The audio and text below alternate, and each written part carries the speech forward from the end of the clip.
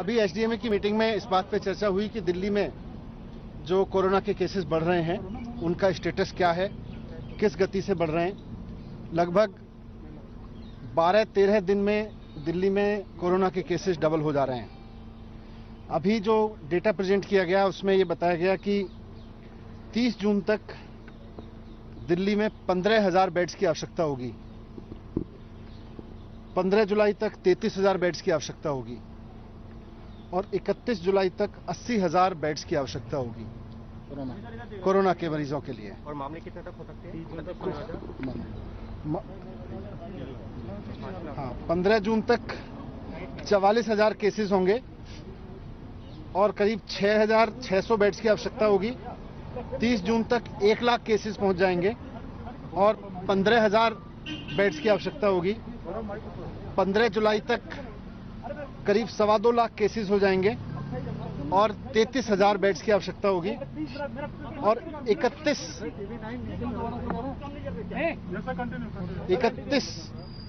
जुलाई तक करीब 5.5 लाख केस पहुंच जाएंगे दिल्ली में और उसके लिए करीब 80,000 बेड्स की आवश्यकता होगी।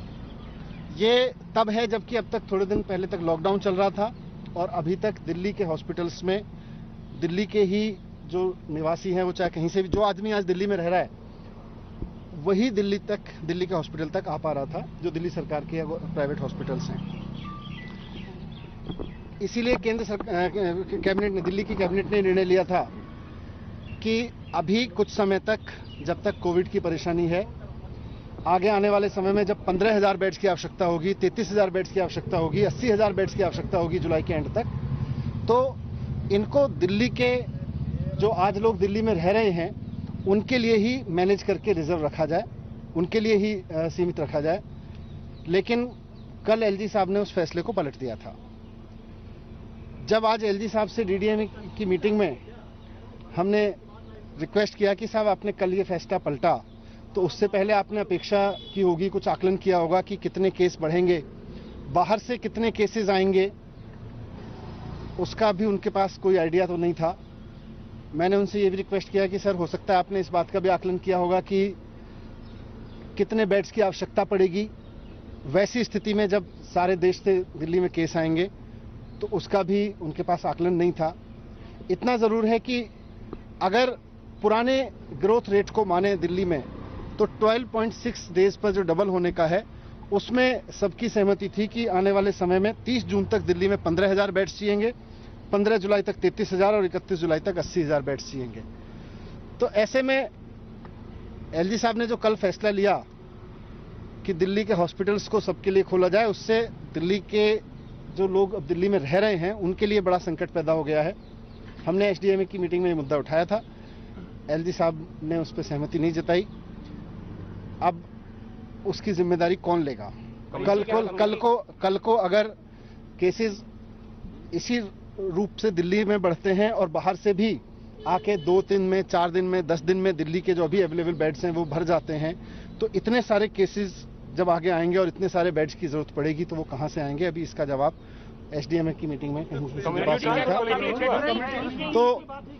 तो हमने उनसे यही कहा कि इसको रिकंसीडर करें। उन्होंने मना कर दिया था रिकंसीडर करने से, लेकिन अब जो भी है हम उसको लागू करेंगे और हम कोशिश करेंगे कि दिल्ली में देश के जितने ज़्यादा से ज़्यादा लोगों की सेवा हो सके, और दिल्ली के लिए भी पूरी कोशिश रहेगी जितना मेडिकल फैसिलिटीज़ को एक्सपेंड कर सकें, जितना अधिक से अधिक संख्या में ऑक्सीजन बेड्स और ये सब खरीद सकें। इतनी संख्या में ऑक्सीजन बेड्स बनाने की अभी तैयारी हम लोग कर रहे हैं। कम्युनिटी स्प्रेड पर भारत सरकार के अधिकारीगण भी आए हुए थे। उनका कहना था कि अभी दिल्ली में कम्युनिटी स्प्रेड की स्थिति नहीं है, इसलिए अभी उस पर चर्चा की जरूरत नहीं है। मैंने कहा था कि देखिएगा, दिल्ली के अंदर बहुत सारी बड़ी संख्या के अंदर जो केसेज आ रहे हैं उनका कॉन्टैक्ट पता नहीं लग रहा है, और कई सारी जगह जैसे टेस्ट कराए, इवन एलजी हाउस में भी टेस्ट कराया तो कई सारे लोग निकले थे, उनका सोर्स पता करना मुश्किल था। तो दिल्ली के अंदर अब हम टेक्निकलिटी में ना जाएं, और कल एम्स के डायरेक्टर ने खुद कहा था कि दिल्ली के कंटेनमेंट जोन्स में कम्युनिटी स्प्रेड है, परंतु क्योंकि टेक्निकल इशू है और इसके बारे में फैसला केंद्र सरकार ही कर सकती है, वही बता सकते हैं कि कम्युनिटी स्प्रेड है या नहीं। हम तो कहते स्प्रेड है, हम तो ये कह सकते हैं भाई स्प्रेड है, दिल्ली में बढ़ रहा है, बहुत तेज़ी से बढ़ रहा है।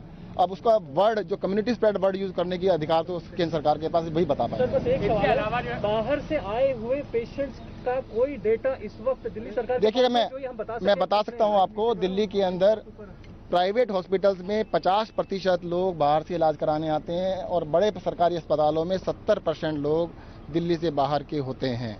अभी जब लॉकडाउन था दिल्ली में सभी हॉस्पिटल्स में एवरेज ऑक्यूपेंसी 10% से भी कम थी, प्राइवेट में भी और सरकारी में भी 10% से भी कम ऑक्यूपेंसी थी।